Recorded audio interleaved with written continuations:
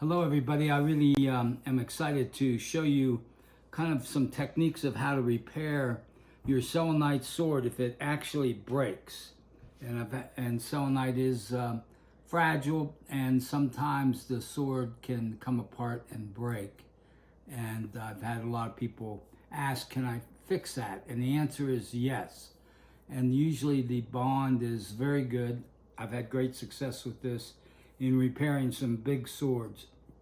And what happens is a sword is probably the least strong right at the point where it goes into the handle. And so that's where we get some breaks, although this sword has also been broken lengthways like this, and that can be fixed also. But I first want to start with the showing how to fix a sword that breaks off. And the first thing is to really look at how did the sword come apart. In this particular case, it's pretty easy because there's some jagged edges, but you really want to look. So when after I put some the epoxy on this, then I want to put it together exactly the way it came apart, just exactly the way, only with the glue. Now I'm going to be using 5-minute epoxy here today, and you can get this at the hardware store.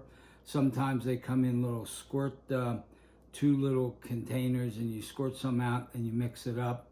I have seen some that mixes up automatically. Now I'm not sure about that because it must be a little thinner than this. It's maybe a little better to have epoxy that you actually mix together because it will be thicker. So this is equal parts. So what I'm going to do is just squeeze out a little bit of the there's 2 components. One is the hardener, and this happens to be the resin. This is red one is the hardener. So there I've got about equal amounts of the glue. And what I'm going to do now is mix that up real good. And I use a chopstick for that and a piece of cardboard to do it on. So you want to get that really, so you have 5 minutes, so there's no real rush. You just want to make sure you mix that up very well.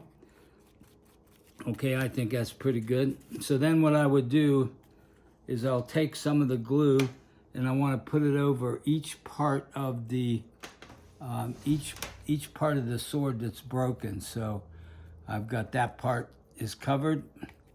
I want to do the same with the other part. And as you can see, this is nice and jagged, so it's going to go together quite nicely. So there, I've got some epoxy on both ends. So now at this point, what I want to do is put that back together and then squeeze it. And what you're going to see is there'll be some epoxy come out. Have a rag ready to go, and you can wipe that off. You can wipe that off. So what I want to do is actually I want to hold that together until it sets. So it sets in 5 minutes. So the idea is you hold that together. Now what I'm doing is I'm giving slight pressure, pushing it together, so that really creates a very good bond. And again, you can wipe off any excess epoxy that's around it, make it nice and neat. What I found is once this sets up, it's quite strong and will last. I've had swords I've done that never have come apart again. So, and also this sword actually had the tip. I liked the sword, so the tip had broken and I glued the entire tip back on, as you can see there.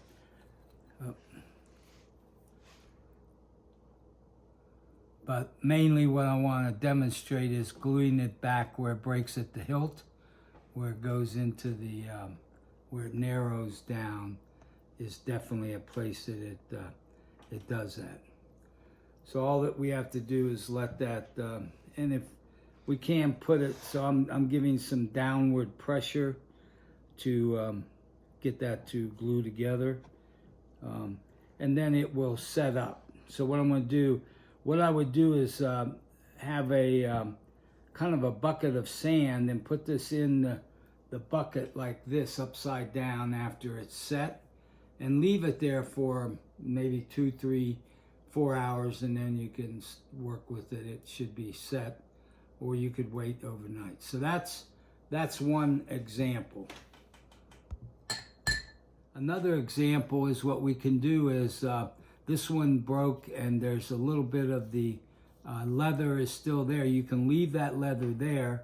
Again, what we want to do is make sure that we put this back together the same way it came apart. Now, I think my epoxy from the first is still good enough to use, so I'm going to put some epoxy down in there, and I'm going to put a little on this side.